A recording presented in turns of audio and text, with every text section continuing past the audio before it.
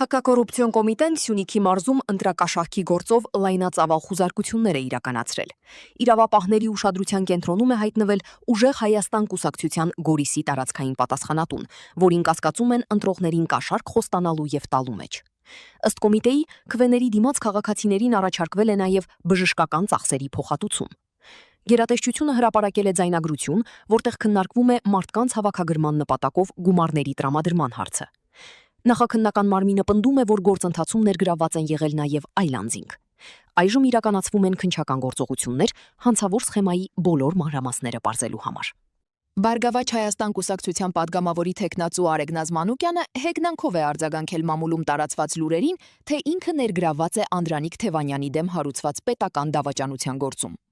Նա հայտարարել է, որ ինքը ոչ թե լրտես է, այլ ահաբեկիչ, քանի որ տարիներ շարունակ ահաբեկում է Նիկոլ Փաշինյանի եւ իշխող թիմի անդորը։ Ըստ շրջանառվող տեղեկությունների, իրավապահները կասկածում են, որ հենց Մանուկյանն է Թևանյանին փոխանցել ԱԺ-փակնիստի այն տեղեկությունները, որոնց վաճառքի համար վերջինս այժմ կալանավորված է։ Պետեկամուտների կոմիտեն հայտարարել է կոռուպցիայի նկատմամբ զրոյական հանդուրժողականության մասին, արձագանքելով իր երկու աշխատակիցների աղմկահարույց ձերբակալությանը։ Կառույցը շեշտել է, որ համակարգի բարի համբավը ստվերող ցանկացած վարքագիծ արժանանալու է խիստ իրավական գնահատականի եւ հորդորել է աշխատակիցներին խստագույնս պահպանել ծառայողական էթիկան։ Ավելի վաղ ներքին գործերի նախարարության ոստիկանությունը բացահայտել էր, որ Պեկի 32 եւ 34 տարեկան տեսուչները Երվանդ Քոչարի փողոցում գտնվող հյուրանոցի սեփականատիրոջից կաշառք են պահանջել հայտնաբերված խախտումները չարձանագրելու դիմաց։ Ըստ հաղորդման նրանք առաջարկել են 550,000 դրամ տուգանքը փակել 250,000 դրամի դիմաց, սակայն տնտեսվարողն հազանգել է իրավապահներին եւ տեսուչները ձերբակալվել են գումարը վերցնելու պահին։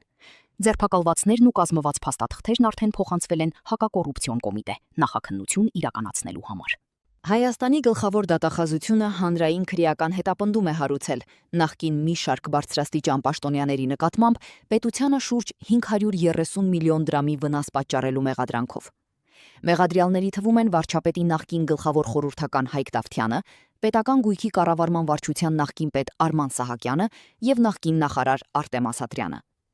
Ըստ իրավապահների, պաշտոնյաները 2017 թվականին համակարգված կերպով չարաշահել են իրենց լիազորությունները, հովանավորելով D&H Group ընկերությանը Ծիծեռնակաբերդի խճուղում գտնվող խոշոր տարածքի օտարման գործընթացում։